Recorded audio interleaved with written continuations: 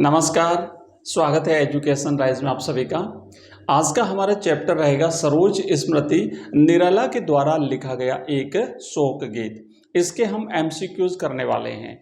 पिछली जो हमारी क्लास थी उसमें हमने निराला का साहित्यिक और व्यक्तिगत परिचय देखा था और आज इसके जितने भी इंपॉर्टेंट एमसीक्यूज बनते हैं उसको व्याख्या के साथ, एक्सप्लेनेशन के साथ, एक्स्ट्रा जानकारी के साथ हम कंप्लीट करने वाले हैं।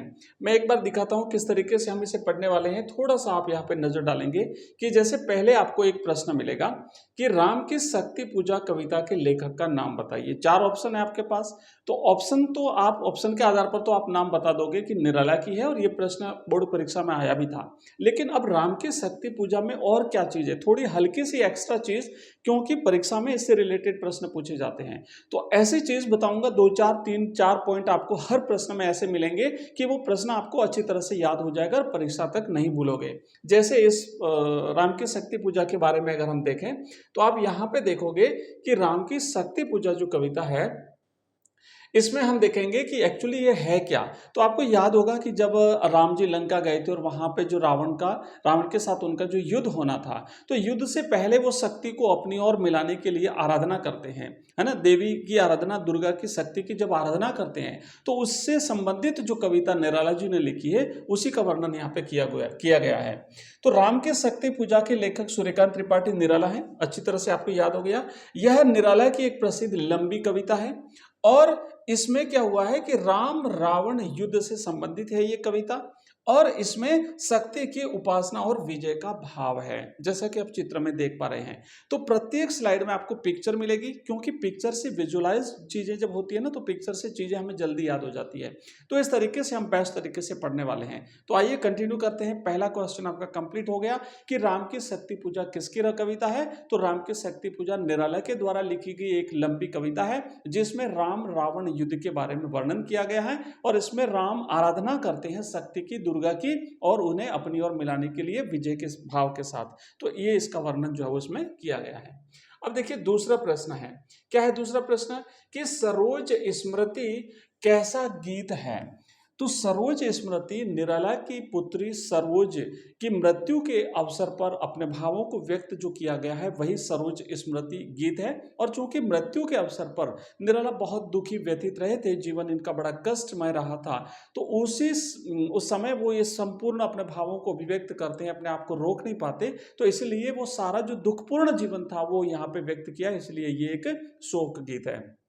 तो कैसा गीत है, तो ना तो ये हास्य गीत है, ना ये प्रेम गीत है, ना ये बिल्कुल ये एक शोक गीत है, ना ये भ्रमर गीत है। तो अब आपको याद हो गया होगा कि निराला का लिखा हुआ जो सरोज स्मृति है ये एक इनका क्या है, शोक गीत है। तो आइए यहाँ पे आप देखेंगे इसके बारे में कि देखो कि निराला की पुत्री सरोज की स्मृति में कविता में करुण और वेदना प्रमुख है।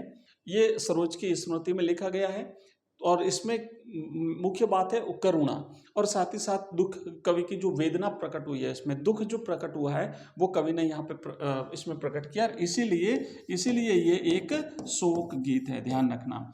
और कवि का संघर्ष और अपराध बोध भी इसमें व्यक्त हुआ है। कवि बाद में है ना ये अनुभव करता है कि बच्ची छोटी थी, शुरू से ही वो अपने ननियाल में रही थी, अपने नाना नानी के यहाँ, मामा मामी के यहाँ रही थी, कभी उसे अपने पास नहीं रख पाए थे, उसे स्नेह नहीं दे पाए थे। ये सारी चीज़ें कवि को उस समय फिर एक अपराध बोध की भावना जो है वो कवि के मन में उजागर होती है। और उसकी माँ भी नहीं थी, तो बहुत सारी चीज़ें कवि ने इस कविता में बताई हैं।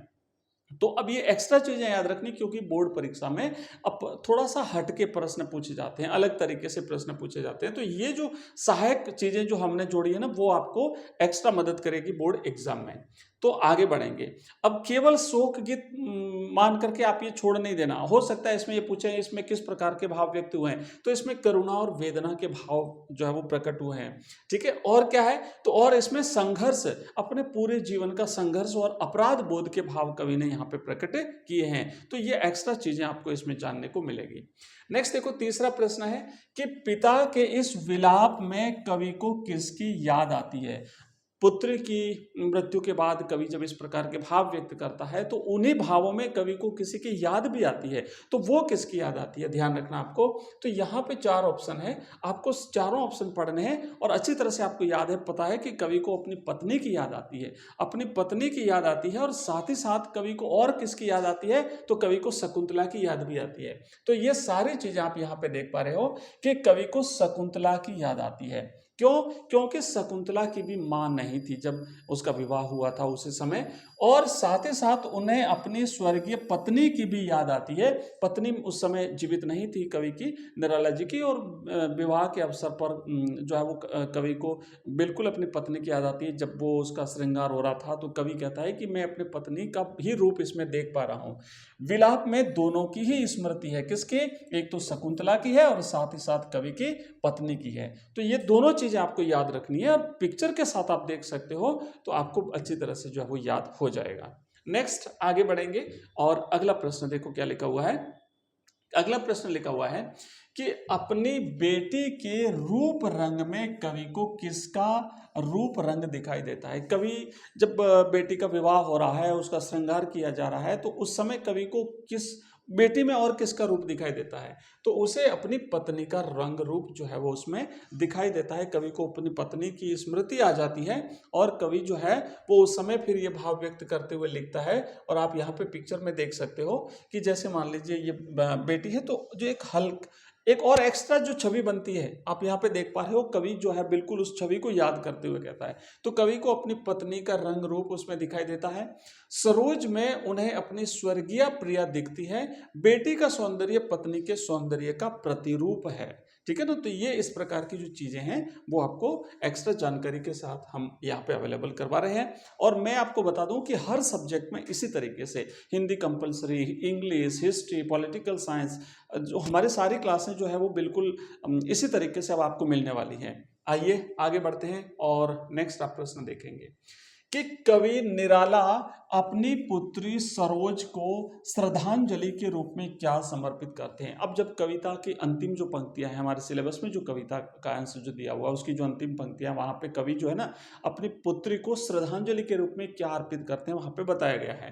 तो कवि यहाँ पे अपने पुण्य कर्मों, कवि कहता है कि मैंने जो भी जीवन भर में, मैंने अपने संपूर्ण जीवन में जो भी पुण्य किया है वो समस्त पुण्य मैं तुम्हें अर्पित करता हूं और यही मेरा तर्पण है तुम्हारा। तो कवि यहाँ पे अपने पुण्य कर्मों का फल जो है वो अपनी पुत्री को क्या करता है बच्चों, अर्पण करता है। आप देख सकते हो। तो कवि निराला ने सरोज को श्रद्धांजलि दी है।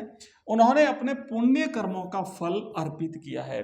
कवि ने जीवन भर में जो भी पुण्य किए थे, क्योंकि कवि के पास और कुछ था नहीं, कवि का जीवन बड़ा संघर्ष में रहा था, आर्थिक परिस्थितियां बड़ी विकट थी कवि की, और साथ ही साथ उनका व्यक्तिगत जीवन भी दुखों से भरा हुआ था। तो कुछ एक्स्ट्रा चीजें नहीं थी। तो कवि कहता कि मेरे जो सत्कर्म है, मेरे जो पुण्य कर्म है, वही मैं तुम्हें अर्पण करता हूं। यह उनकी पुत्री के प्रति सच्ची श्रद्धांजलि थी।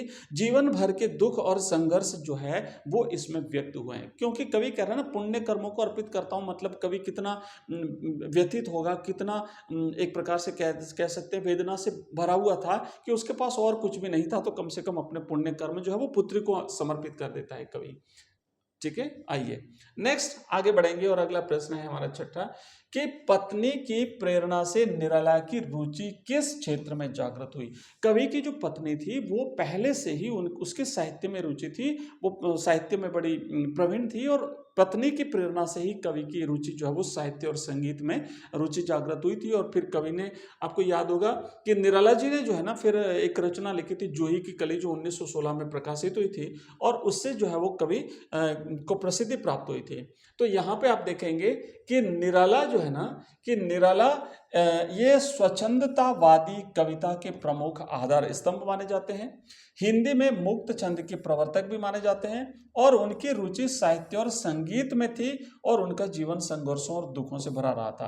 तो पत्नी की प्रेरणा से कवि की रुचि साहित्य और संगीत में हुई थी, ये ध्यान रखना है। पत्नी से प्रेरित होकर के ये भी साहित्य की और संगीत की ओर इनका झुकाव हुआ। फिर इन्होंने साहित्य लिखना शुरू किया, कविताएं लिखना शुरू किया। इनकी बहुत सारी प्रसिद्ध रचनाएं हुई थी, और 1916 की रचना इनकी जरूर याद रखना, जूही की कली।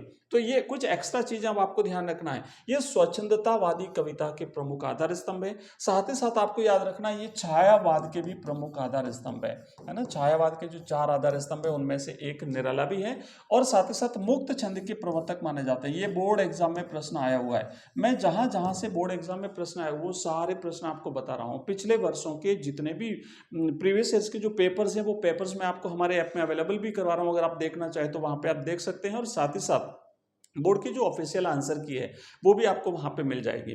और प्रश्न प्रत्येक चैप्टर में से कौन कौन से प्रश्न परीक्षा में आए हुए हैं वो भी मैं आपको बता रहा हूं, ताकि याद जब करो ना आप तो आपको ध्यान रखना है कि अच्छा ये प्रश्न आया हुआ तो शायद इससे मिलता जुलता दूसरा प्रश्न भी आ सकता है परीक्षा में। तो ये सारी चीजें हम इसी तरीके से आपको तैयार करवा रहे हैं। आगे बढ़ने से पहले मैं बता दूं कि हमारा ऐप है बच्चों, अगर आप लोग डाउनलोड करना चाहें तो लिंक इस वीडियो के डिस्क्रिप्शन में दिया गया है, आप डाउनलोड कर सकते हो।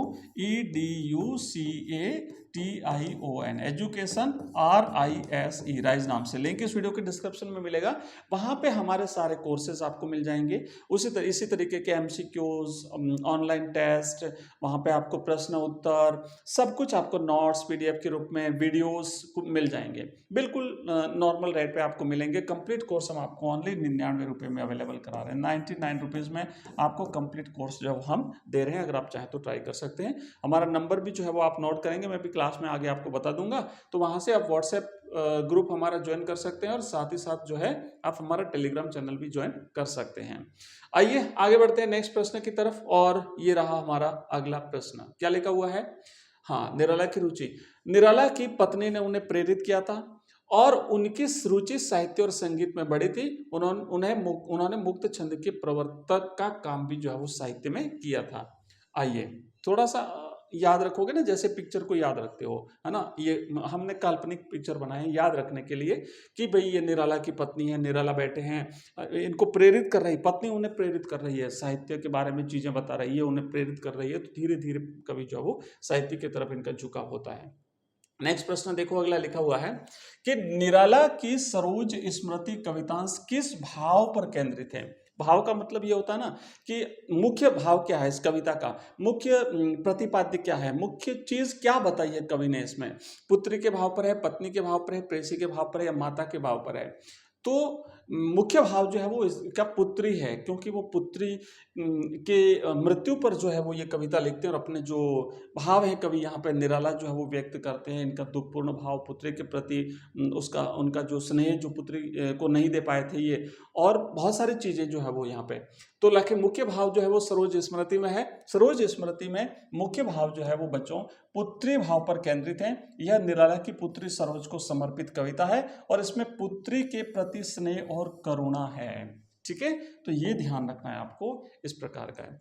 तो देखो हमने अभी तक 7 प्रश्न किए हैं, इसी तरीके से बहुत सारे प्रश्न हैं, और पूरी कंप्लीट इतने अगर आप ये क्वेश्चंस कर लेते हो ना तो कविता भी आपके साथ साथ में रेडी हो रही है। हर पंक्ति से प्रश्न बना है, और हर पंक्ति का आपको डिटेल एक्सप्लेनेशन एक तरह से यहाँ पे मिल रहा है। अगर आप कहोगे ना तो मैं आपको जो आपकी कविता है सरोज स्मृति उसकी व्याख्या भी अवेलेबल करा दूंगा, कंप्लीट एक्सप्लेनेशन विद इसके जो कठिन शब्दार्थ हैं, कठिन शब्दार्थों सहित मैं आपको इसी तरीके की इमेज बना के प्रत्येक पंक्ति की इमेज बना करके विजुअलाइज चीजें जब आप साथ में तैयार करते हो तो अच्छी तरह से आपको याद हो जाएगी। अगर आप कमेंट बॉक्स में अगर आपको चाहिए तो कर देना, तो मैं आपको कमेंट कर देना, मैं आपको वो अवेलेबल करा दूंगा। और कौन सा सब्जेक्ट आपको, कौन सा टॉपिक, कौन सा सब्जेक्ट करना है, आप कमेंट बॉक्स में कमेंट डाल दीजिए। आपकी रुचि के हिसाब से, आपकी डिमांड के हिसाब से मैं हर सब्जेक्ट अवेलेबल करा दूंगा। तो आज की क्लास में इतना ही।